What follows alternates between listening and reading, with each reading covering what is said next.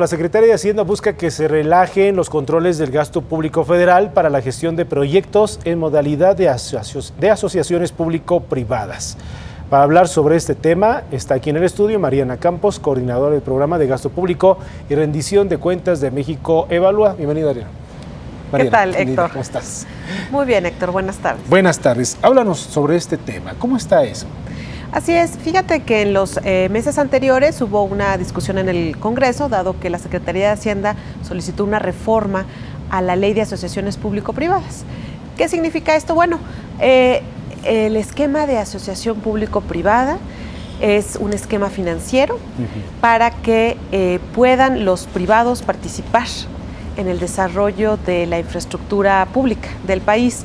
Y lo que la Secretaría de Hacienda solicitó es que ahora sea ella, junto con las dependencias, quien aprueben los proyectos y el gasto que se va a erogar en estos proyectos, en sustitución de lo que venía haciendo el Congreso.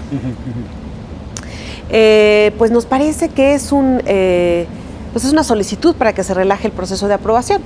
No es lo mismo que se apruebe interno en el gobierno a que se acuda a un poder independiente y a una instancia externa como es el Congreso, a que se revisen ahí los proyectos y también se obtenga una opinión y una aprobación de un externo, ¿no? ¿Por qué era la intención? Bueno, yo sé que tú no trabajas en la Secretaría de Hacienda, pero ¿cuál sería la intención de la dependencia a no hacerlo como deben, donde el Congreso puede ser partícipe?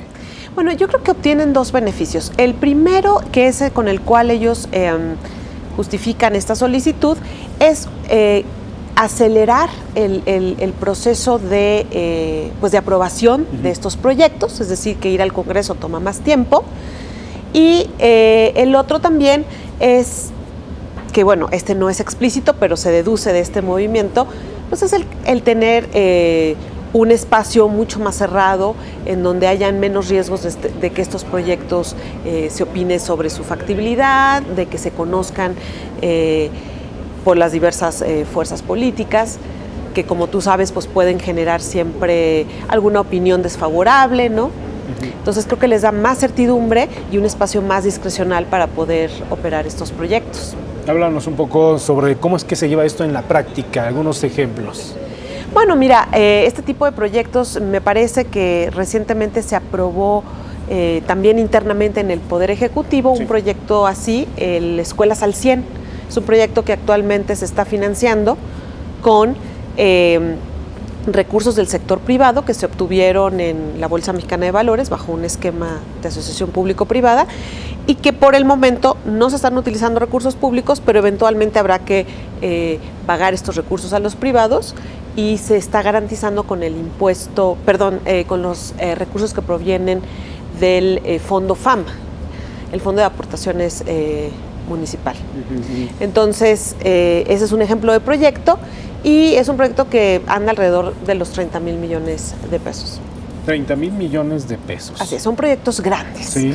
Entonces, pues a nosotros nos parece que, dado que esta ley ya se aprobó y se relajaron los controles de aprobación, pues será importante que los medios y las organizaciones civiles estemos pendientes de qué proyectos se van a hacer bajo este esquema, cuáles son las condiciones de factibilidad de los proyectos, es decir, cuentan con la factibilidad ambiental, legal para llevarse a cabo, cómo están los recursos erogándose, ¿sí? Entonces habrá que hacer mayor énfasis en ser un contrapeso con estos proyectos.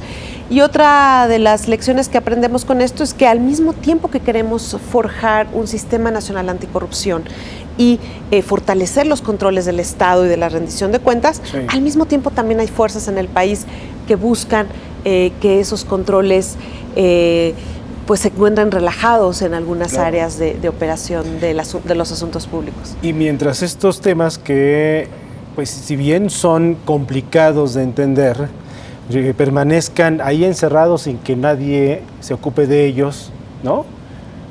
Pues mucho más fácil que esto pueda pasar desapercibido y que, ya sea por buenas intenciones o por malas, pues nadie se puede enterar. Así es, tenemos que por eso hacer mucho énfasis en este tipo de proyectos y utilizar todos los medios que hayan a nuestro alcance, aquellos que estemos interesados en exigir rendición de cuentas. Transparencia, combate a la corrupción. Así es. Hay que recordar también que esto también se vuelve importante porque la Auditoría Superior de la Federación, año con año, en sus auditorías y en los resultados de sus auditorías, nos comparte que hay muchos vicios en la elaboración y desarrollo de los proyectos de infraestructura en México. Lamentablemente, la planeación de estos proyectos es deficiente. Por eso nos preocupa que ahora no vayan al Congreso a su aprobación, ya que este paso promueve la rendición de cuentas, es forzosa. A la hora de que se entregan los proyectos con toda su información al Congreso, pues es forzosa la rendición de cuentas. Entonces, al no hacerlo, nos preocupa que esto vaya a demeritar aún más la planeación que ya de por sí suele ser mala en los proyectos de infraestructura en México. Qué complicado, y sobre todo poniéndonos de lado ahora de la parte de la Secretaría de Hacienda, si estuvieran aquí dirán, bueno, es que no tienen nada de malo, no hay nada que esconder.